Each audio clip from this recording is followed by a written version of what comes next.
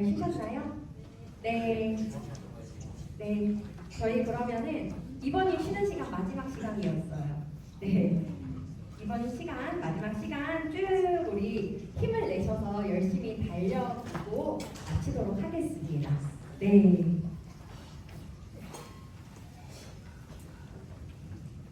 이제 아침부터 계속 앉아 계시면 참 힘드시죠? 그렇죠. 맞아요. 앉아서 강의 쭉 들으시는 게 얼마나 힘드신지 저도 너무 잘 압니다. 네. 저희 이제 마지막이니까 조금만 힘을 내주시면 좋을 것 같습니다. 네. 이제 5번째로는 트라우마 문제 해결 파트입니다. 문제 해결 파트에서는 이제 2가지를 우리가 한번 살펴볼 수 있는데요. 첫 번째로는 이제 트라우마 반응을 유발하는 침습 요인들이 있어요. 그 침습의 유발 요인들을 찾아보고 실제적으로 뭔가 내가 촉발 요인을 봐서 트라우마 반응들이 일어났을 때 그것들을 어떻게 미연에 방지를 하고 그거를 대처할 수 있을지에 대한 문제 해결이고요. 2번째로는 트라우마로 인한 어떤 문제들이 발생할 수가 있잖아요.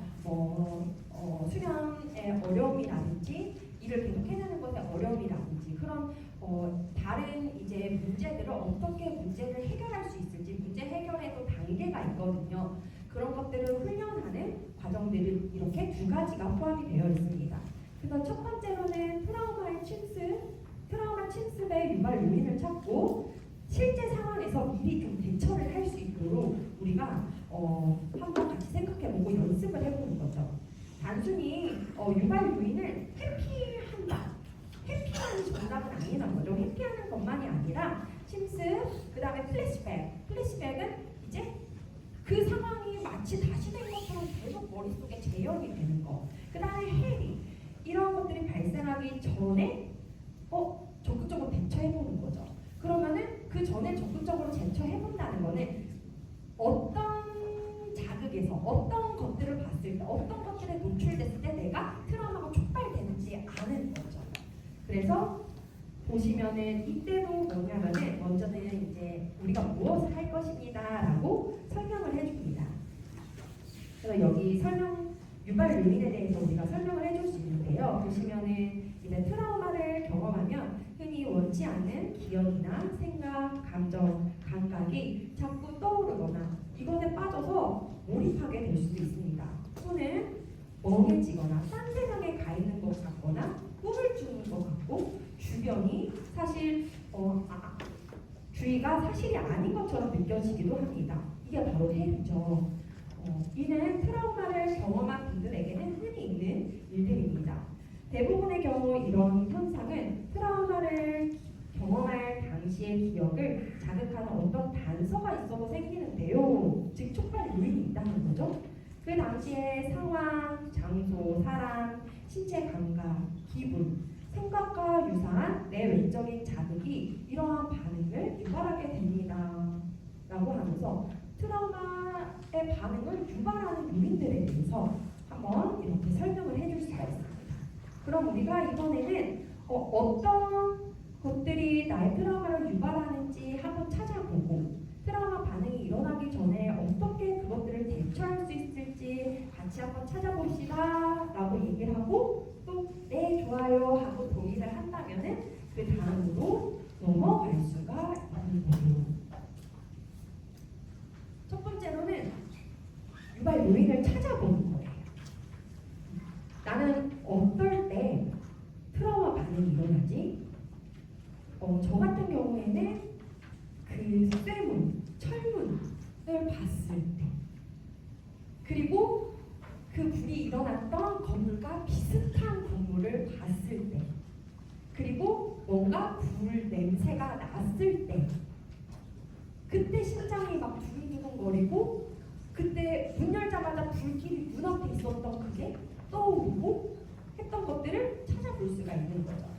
그래서 내담자들에게도 어떤 그 사건이 일어났던 곳과 비슷했던 그 냄새와 공기 여기에서도 촉발될 수가 있거든요. 그 냄새 또는 사람들의 어떤 비명 소리는 아니지만은 큰 소리 같이 들으면서 플래시백이 된다. 라고도 할 수가 있어요. 그래서 그 유발 요인을 찾아보는 겁니다. 이 유발 요인을 찾아보는 거는 오히려 유발 요인을 그냥 피하자가 아니라 유발 요인이 있을 때 우리가 적극적으로 어떻게 대처할 수 있을지 한번 함께 찾아보자라는 것들이 있습니다. 그래서 여기 보시면은 당신이 사건 당시에 기억에 빠져들거나 혼란스럽게 만드는 유발 요인은 무엇인가요? 그래서 유발 요인을 찾는데 이렇게만 적었을 때 기억이 안 나고 잘 못 찾을 수가 있어요. 그럼 좀 세분화시켜주는 게 필요하죠. 그래서 다음 장을 보시면은 트라우마의 추가적인 유발 요인 찾기라는 게 있어요. 어떤 것이 그 사건을 떠오르게 하거나 불편하게 하나요? 보이는 건 뭐예요? 뭘 봤을 때 많이 불편하나요? 신체 감각, 몸이 좀 뜨거워질 때 나는 불편할 수도 있고, 소리는요, 날씨나 계절 또는 그 사건이 일어났을 때가 노을이 질 때는 노을만 봐도 떠오를 수가 있거든요. 이거는 사람마다 다르기 때문에 하나하나씩 세부적으로 질문하면서 찾아보는 게 필요합니다. 냄새나 맛은 어떤지, 스트레스 사건이나 상황, 장소, 촉각은 어떤지, 걱정되거나 강한 감정은 어떤지, 또는 운동 감각, 어떤 움직임을 했을 때 내가 그때 바로 주저앉았을 때가 생각이 나면서 내가 뭔가 쪼그려서 쪼그려 앉았을 때 그게 갑자기 떠오른다 할 수도 있거든요. 네. 그리고 생각이나 행동은 무엇인지 한번 하나씩 찾아보는 거죠. 사실 이 과정도 보시면은 뭐가 나를 힘들게 하는지 또 떠올려 봐야 돼요. 떠올리는 것만 해도 또 노출이 될 수가 있거든요. 이것만 했을 때도 이미 막 각성이 되고 두근 걸릴 수가 있거든요.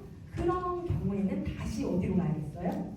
안정화 신경계 안정. 지금 좀 힘드신가요? 몇 정도 힘드세요? 그럼 우리가 앞에서 했던 신경계 안정화 같이 해봅시다 라고 하면서 이런 것들 할 때는 내담자를 한번 잘 살펴봐야 돼요. 지금 호흡이 어떻지? 지금 눈동자는 어떻지? 지금 몸은 편안한 상태인가? 더 갑자기 움츠러드는가? 이런 부분들을 많이 살펴가면서 내담자를 함께 하는 게 필요합니다. 이 문제 해결이 5번에 있다는 거는 또 마찬가지겠죠. 안정화 기법을 충분히 되고 해야 된다라는 겁니다. 그래서 유발 요인을 한번 찾아보고요.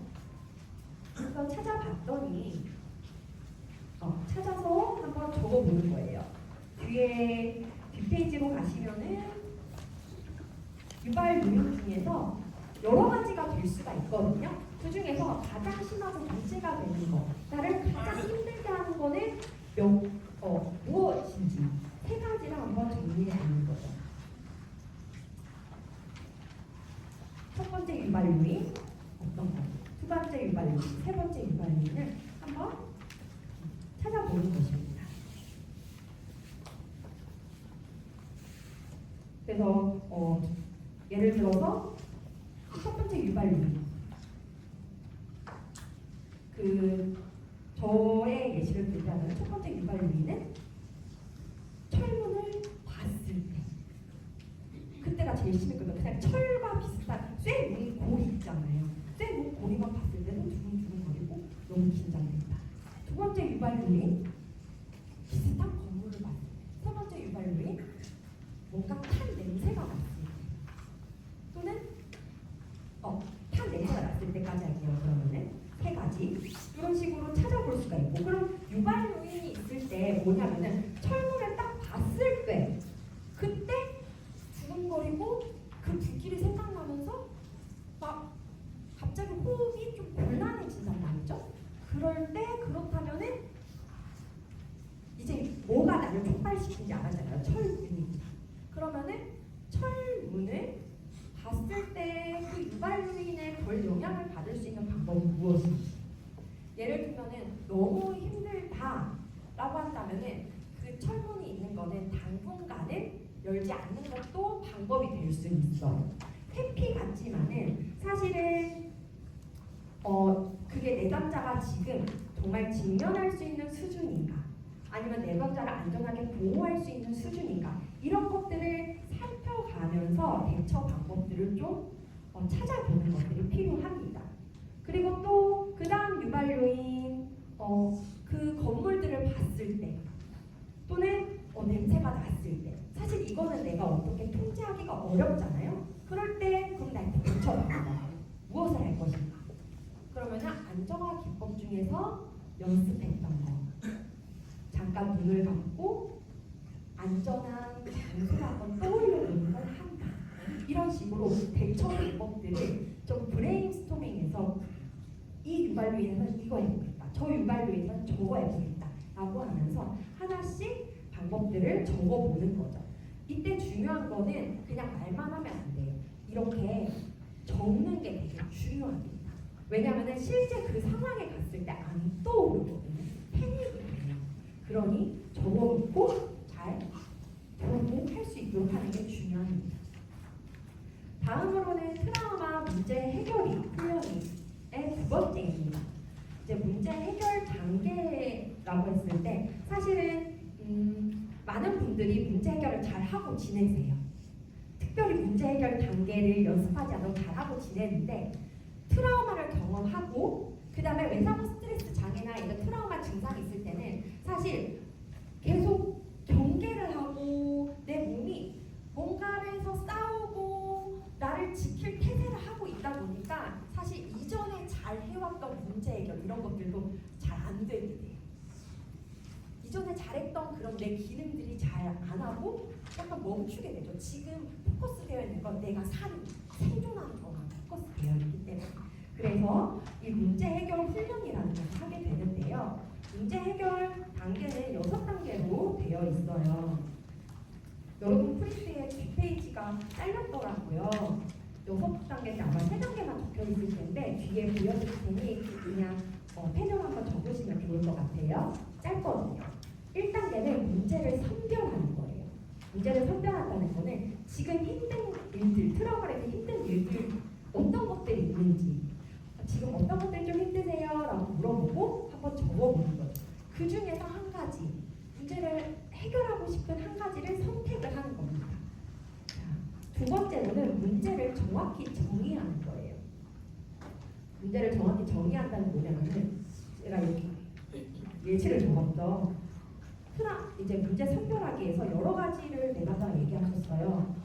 트라우마로 인해서 불면증이 있고 일상생활 스트레스가 있고 직무 수행시 압박감이 지금 있어서 힘들어요. 그러면 이 중에서 어떤 것을 먼저 좀 해결하고 다뤄보고 싶으세요? 했더니 내담자는 트라우마로 인해서 불면증이 있는 걸 해결하고 싶대요. 아 그래요? 그럼 트라우마로 인한 불면증 한번 해결해 봅시다 라고 끝나는 게 아니라 뭐냐면은 그러면 트라우마로 인한 불면증이라는 게 좀 어떤 거예요? 한번 정확히 조금 더 길게 말씀해 주시겠어요? 라고 하면서 이 문제가 정확히 무엇인지 좀 더 파악을 해보는 거죠.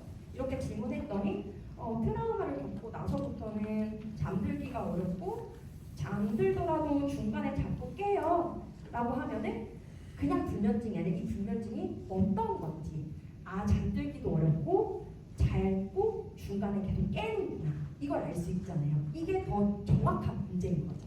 그래서 정확히 문제를 정의를 합니다.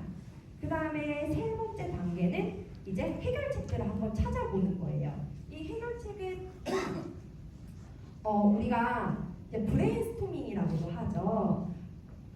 이 문제를 해결할 수 있는 다양한 방법들을 최대한 많이 같이 찾아보는 거예요. 그럼 불면증이 있으니까 어떤 방법들이 좋을까? 어떤 방법이 좋을까요? 해서 이 페이퍼에 종이에 최대한 많이 적어보는 거죠. 그래서 이 내담자가 얘기했을 때 우리가 배웠던 안정화 기법들을 한번 해보겠어요 라고 얘기를 했어요. 그럼 안정화 기법 사용하기 그리고 저는 이제 잘 때 안마 커튼 되게 중요시 여기거든요. 잠자는 환경 또한 중요하잖아요. 그래서 안마 커튼을 쳐서 어두운 환경 만들기 또는 내담자가 했던 말은 이제 잠이 잘 오는 편안한 음악을 듣기 또는 자기 전에 우유 한 잔 먹기 다 적어보는 거죠. 문제 해결할 수 있는 아이디어를 최대한 많이 모아보는 겁니다. 이제 모아봤다면은 그 다음이에요.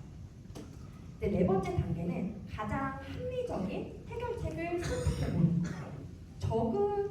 우리가 페이퍼에 적었잖아요. 적은 것들을 장점과 단점을 한번 따져보는 거죠. 잠들기 전에 긴장을 완화하기 위한 안정화 기법 이거를 하면은 장점 단점도 이렇게 적어보는 거예요. 이완을 하면 몸이 편안해지고 단점은 별로 없는 것 같다. 또 잠자기 전에 잠이 잘 오는 음악 듣기. 음악을 들으니 장점은 편안할 것 같은데 단점은 음악 들으려 핸드폰 하다가 핸드폰을 계속 하게 된다. 이런 것들을 이제 암막 커튼 같은 경우에도 장점과 단점을 얘기를 했죠. 장점은 이제 어두우니까 잘 잘 수 있을 것 같다. 단점은 지금 조금 돈이 든다. 뭐 이런 것들 한번 쭉 적어보고 장단점을 이제 적어보고 나면은 이게 더 현실적으로 효과적이겠다는 걸 선택을 할 수 있게 됩니다. 그래서 그것들을 한번 선택을 해보고요. 그러면 합리적 선택은 이걸로 정한 거죠. 잠들기 전에 긴장을 완화하기 위한 안정화 기법들 이완하기. 이 내담자 같은 경우에는 그 동영상에 호흡 이완, 유튜브에 이제 호흡 이완 치면은 자기 전하기 좋은 호흡 이완이 있거든요. 그것들을 하나 찾아서 그냥 이완하세요 하면은 사람들이 잘 안 합니다. 어떤 걸 할지 분명히 정해서 하고 암막 커튼을 쳐보도록 했습니다. 그래서 이제 5단계는 계획을 실행하는 단계이죠. 근데 계획을 실행한다는 거는 계획을 일단 한다는 거잖아요. 중요한 거는 문제 해결 여기까지 해결책은 찾았는데 많은 내담자들이 실행까지 옮기기가 어렵습니다. 그래서 실행을 하기 위해서는 구체적인 계획을 세우는 게 필요하죠. 근데 이번 주 수요일날 휴무인데 휴무날 암막 커튼을 사서 안방에 치겠다. 그러니까 수요일날이라고 정했잖아요. 구체적으로. 그 다음에 잠들기 전에 누워서 안정화 기법들을 시도하겠다. 이 안정화 기법도 그 동영상을 어떤 동영상 같이 찾은 거 그거를 켜서 2번 하겠다. 그 다음에 체크도 하는 걸로 했습니다. 그래서 이렇게 계획을 구체적으로 정할수록 더 실행할 확률이 높아집니다. 그래서 계획을 정한 것을 한번 내담자가 한 주 동안에 실행해 보도록 하고 그 다음에는 결과를 평가하는 거죠. 결과 평가하기까지 중요합니다. 그래서 이번 주에 한번 해보셨나요? 암막 커튼을 쳐보셨나요? 또는 그 주무시기 전에 안정화 기법도 해보셨나요? 저는 이제 표로 체크하도록 해서 드렸거든요. 표로 체크해서 오셨을 때 몇 번 했는지 이런 것도 보는 거죠. 그래서 피드백을 하는 거죠. 암막 커튼을 치고 어둡게 하니까 중간에 깨는 것은 줄어들었다. 안정화 기법 했을 때 조금 더 잠에 잘 드는 것 같은데 3번밖에 못했다. 주로 핸드폰을 하다가 안정화 기법도 하지 않은 채 지나가는 경우가 많았다. 이런 식으로 잘 됐는지 잘 안 됐는지 피드백까지 해봅니다. 그러지 않으면은 했는데 별로예요. 했는데 잘 안 맞아요. 이렇게 돼버리면 이 방법은 아니구나 하고 다음으로 넘어갈 수가 있거든요. 근데 그게 아니라 했는데 뭐가 좋았고 했는데 뭐가 잘 안 됐고 어려웠는지를 파악을 해보고 그러면 어려웠던 점이 있다면은 그 어려웠던 점을 가지고 다시 1단계부터 6단계로 천천히 한 번 더 실행을 해보는 것입니다. 그래서 이렇게 문제 해결의 6단계까지도 내담자와 함께 해볼 수가 있습니다. 그래서 여기까지 이제 트라우마에 대해서 개입들을 쭉 우리가 상담 회기 동안에 해볼 수가 있고요. 정리를 해보자면은 트라우마에 대한 심리 교육을 한다. 그 다음에 2번째로는 그 심리 교육 중에서도 안정화 기법들을 한다. 이 안정화 기법에는 이제 여러 가지가 있었는데 자원 활용하기, 그 다음에 접촉하기, 따라하기 단계로 간다. 그리고 이때 할 수 있는 방법들 중에서는 안정화 기법으로 우리가 실습을 했죠. 안전한 공간 만들기, 심상을 활용한 안전한 공간 만들기, 그 다음에 시각적 착지, 청각적 착지, 신체 감각적 착지를 하면서 내담자에게 더 유용한 방법이 뭔지를 찾아본다. 그리고 호흡 이완 훈련, 그리고 근육 이완 훈련도 할 수 있고 나비 호흡법도 해볼 수가 있다. 여기까지를 우리가 안정화 기법으로 봤었고 이 안정화 기법은 연습을 많이 해야 되고 내담자에게 맞는 방법으로 해야 된다까지 했었어요. 그리고 나서는 사고를 변화시키는 거.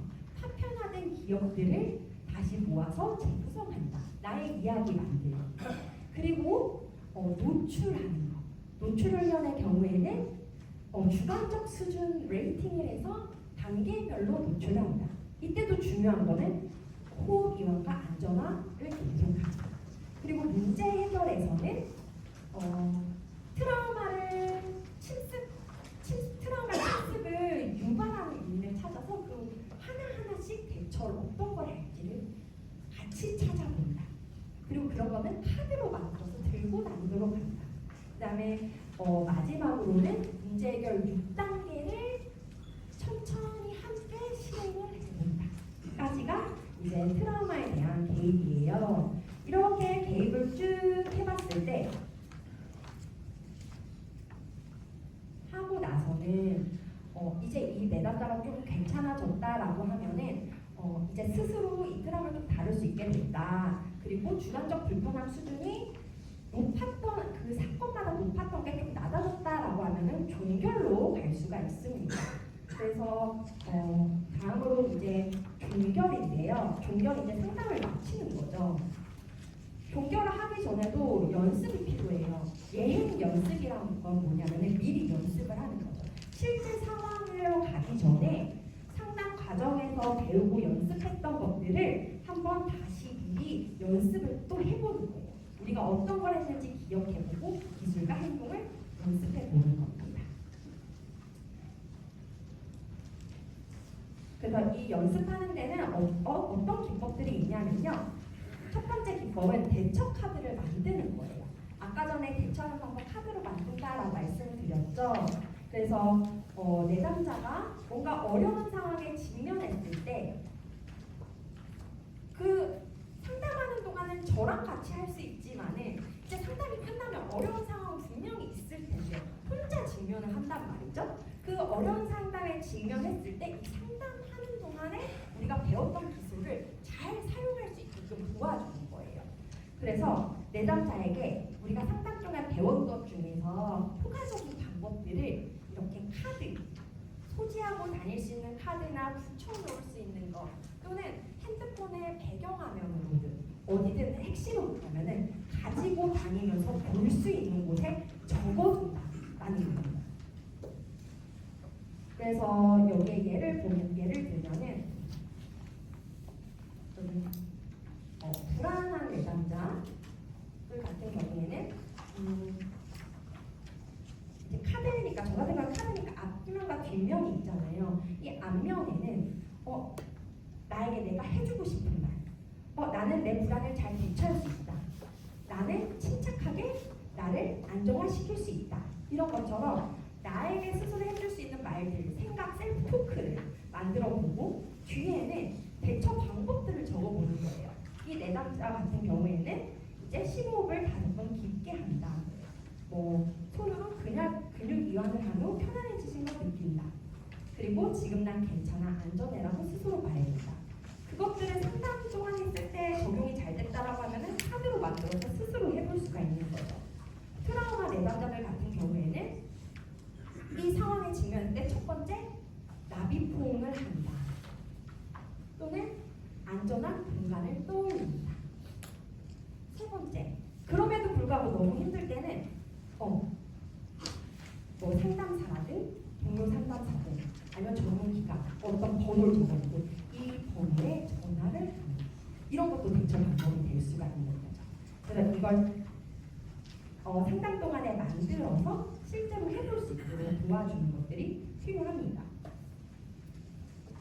그리고 예행 연습 중에 또 한 가지는 역할극도 예행 연습이 될 수가 있습니다. 역할극이라는 건 뭐냐면은 실제 장면은 아니지만은 우리가 실제 장면처럼 만들어서 해보는 것이죠.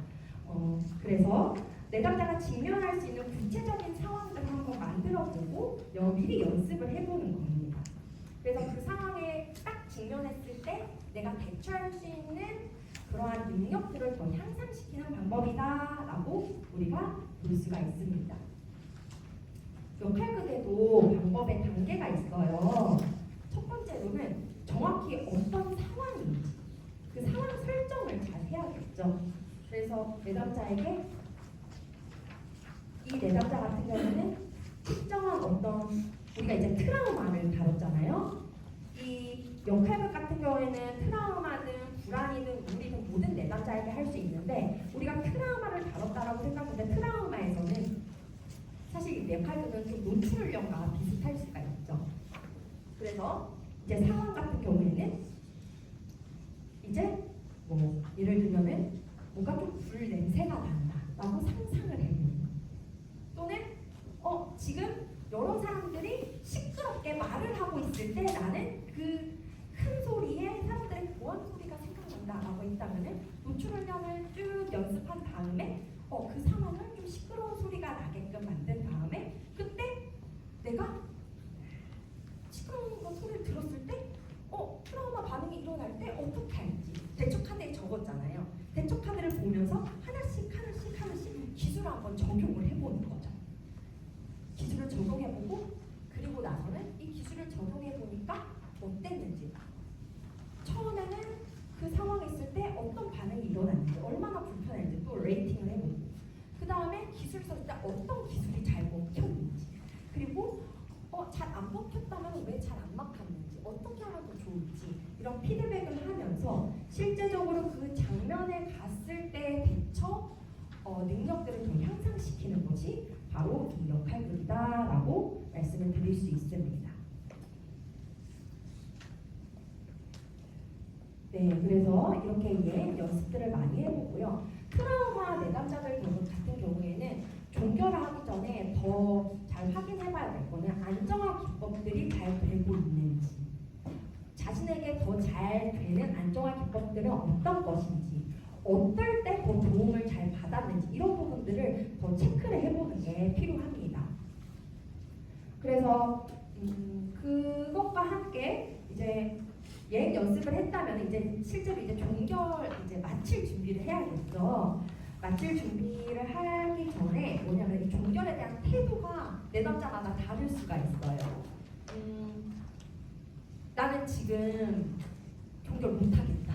나는 계속 더 상담사가 필요하다. 동료 상담사 계속 연락하고 계속 만나야겠다.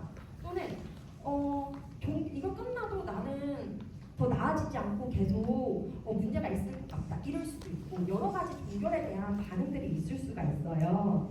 그래서 그 종결에 대해서 이제 마칠 건데 마친다고 생각하시니 좀 어떠신가요? 라고 하면서 종결에 대한 태도를 좀 다루는 게 필요하고 그래서 또 한 가지는 성공적인 상담이라고 해서 사실은 이제 문제가 싹 다 없어졌다. 이제 클린하다. 이제 괜찮다라는 게 아닌 거죠. 성공적인 상담을 했어도 이후에 내가 상담 끝나고 지낼 때 다시 트라우마에 대한 반응이 올라올 수도 있고 또 같은 문제들이 반복이 될 수도 있어요.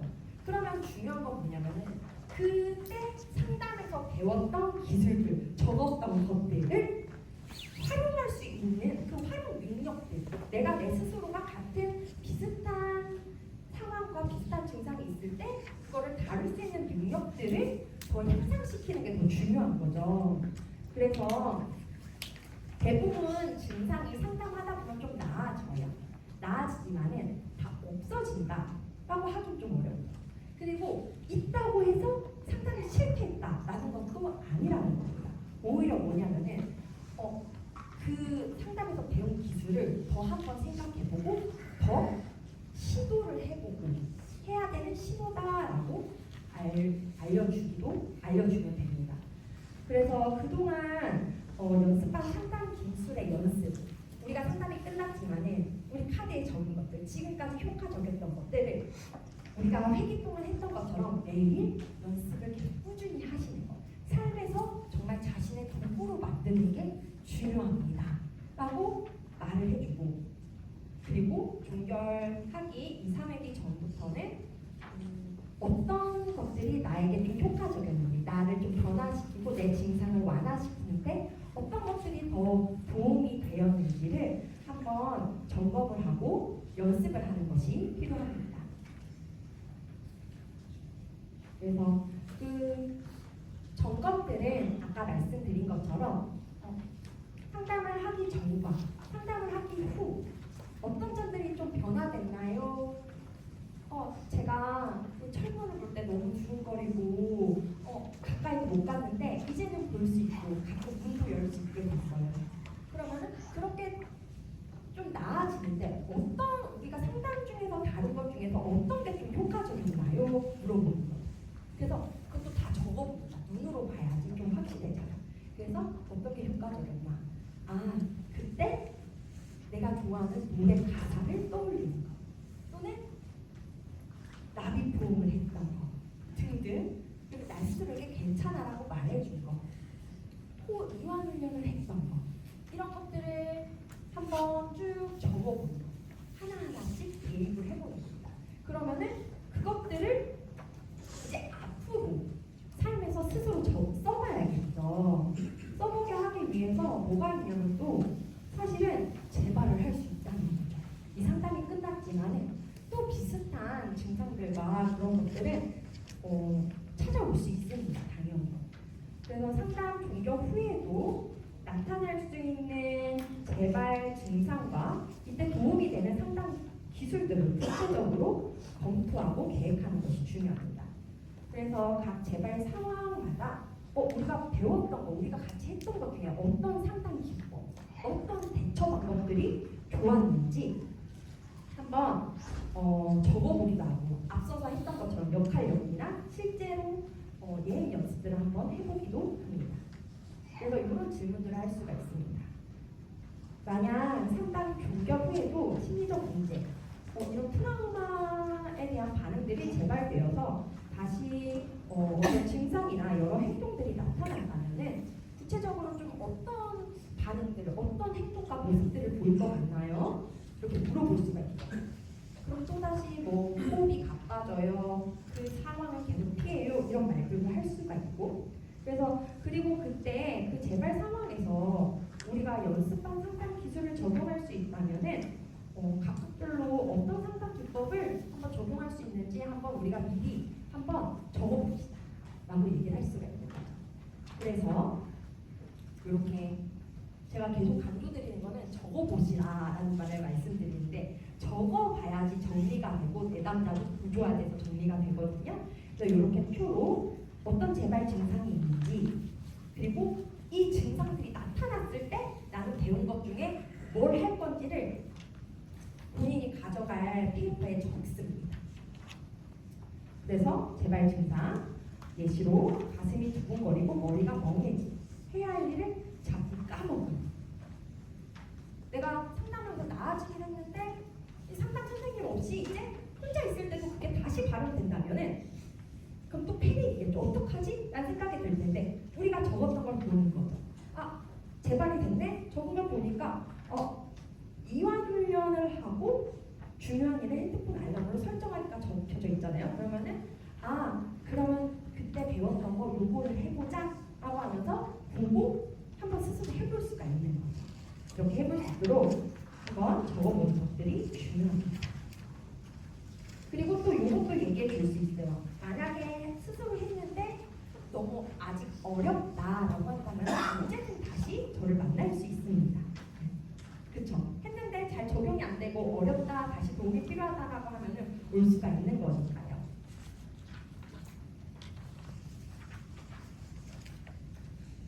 마지막으로는 이제 추가 상담이 필요한 경우들이 있어요. 특히 트라우마 같은 경우에는 사실 우리가 배우거나 또는 짧은 시간만으로 이 증상들이 조금 나아지는 게 좀 어려울 수가 있습니다. 그래서 필요에 따라서는 전문 상담사를 연계해주는 것들이 필요할 수가 있는데 이 전문 상담사를 의뢰해야 되는 경우가 어떤 경우가 있냐면요. 첫 번째로는 상황이나 사정상 이 상담을 진행하기 어려운 경우들. 그래서 내담자나 동료 상담사의 이직이나 이사 등등과 같은 경우에 이제 전문 상담사에 의뢰해야 되는 경우가 될 수도 있고 그리고 내담자에게 유익이 되지 않는 경우가 있을 수 있어요. 내담자의 문제가 내가 동료 상담사가 알고 있는 지식성, 내가 배운 선에서 할 수 없는 경우가 있잖아요.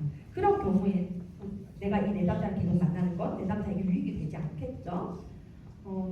그럴 경우에는 공황 장애로 인해 소방 업무가 어려운 내담자에게는 이제 공황 장애와 관련된 전문 지식을 갖춘 상담사에게 의뢰하는 게 필요하겠죠.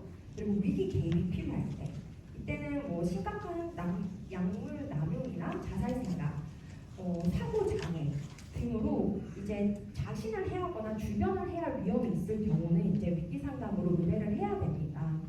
그리고 트라우마 내담자의 경우에 우리가 지금 트라우마만 다뤘는데 사실 트라우마로 인해서 이제 각성이 되어 있고 트라우마로 인해서 자신의 삶에 좀 마비가 오게 되잖아요. 그러한 상황에서 불안장애도 같이 올 수 있을 뿐만 아니라 우울장애도 같이 올 수도 있습니다. 사실 이제 우울장애 같은 경우에는 이제 좀 더 약물 남용이나 자살 생각이나 사고 장애의 위험이 더 높거든요. 그래서 그 트라우마를 단순히 트라우마만 보기보다는 이 트라우마로 인해서 혹시 불안 장애나 우울 장애로까지 연결되는 건 아닌가 한번 살펴보는 것들도 필요합니다. 이렇게 복합적으로 있다면은 그 내담자는 이제 전문 상담사에게 좀 의뢰하는 게 필요하겠죠. 그래서 또 하나는 장기적으로 심리 지원이나 상담이 필요한 경우들이 있잖아요. 우리가 만나는 짧은 시간이 아니라 더 장기적으로 전문적인 이제 상담이 필요하다라고 하는 경우에는 이제 전문 상담사에게 의뢰하는 것이 필요합니다.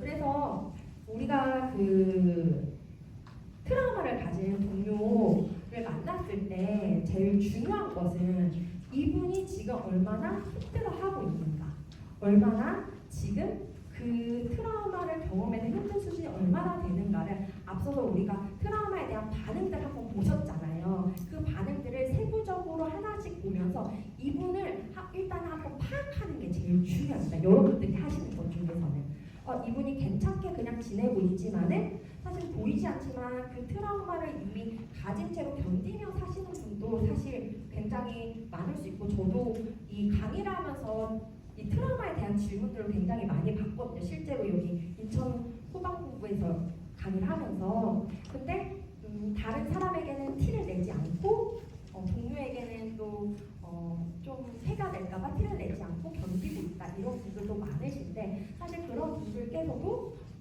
이제 동료 상담사로 동료 상담으로 오셨을 때 그런 것들이 좀 어느 정도 불평감인지, 괜찮아요, 그냥 조금 힘든 정도예요 라고 말을 하더라도 그 말이 아니라 하나하나씩 침습적인 그 생각은 어느 정도인지, 기분의 변화는 어느 정도인지, 이런 것들 하나하나씩 좀 몇 개를 살펴보는 게 필요합니다. 그리고 두 번째로 살펴봤다면은 그것이 경미하든 아니면 심각하든과 상관없이 일단은 전문 상담사로 의뢰가 돼야 되는 케이스든 아니든 다 상관없이요. 먼저는 안정화 기법을 이분에게, 안정화 기법은 전혀 위험하지가 않거든요. 안정화 기법을 이 사람에게 우리가 배운 것들을 알려주고 일상생활에서 활용을 할 수 있도록 일단 계속 도와주는 것들이 계속 필요합니다.